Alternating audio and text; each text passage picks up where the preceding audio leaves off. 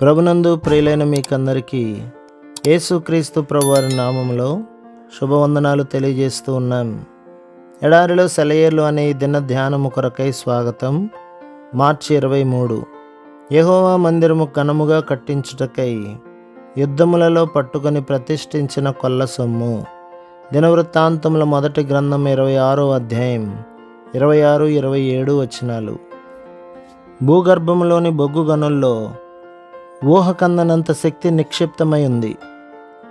కొన్ని వేల సంవత్సరాల క్రితం గొప్ప అరణ్యాలు సమూలంగా దహనమైపోవడం వల్ల ఇవి ఏర్పడినాయి.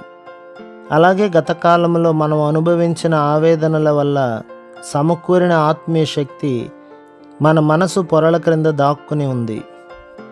ఈ శ్రమల పోరాటాల్లో మనకు దక్కిన కొల్ల సొమ్ము ఒక దినాన్న బయటపడుతుంది.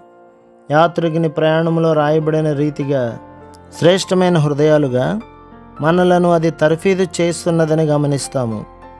మన రాజు నివసించే పట్టణం వరకు శ్రమల దారుల్లో గుండా మన తోటి ప్రయాణికుల్ని విజయవంతంగా నడిపించడానికి ఇది మనకు బలాన్నిస్తుంది. మనం శ్రమను చిరునవ్వుతో ఎదుర్కొనగలిగితేనే ఇతరులను కూడా నడిపించగలం అన్నది విస్మరించకూడదు.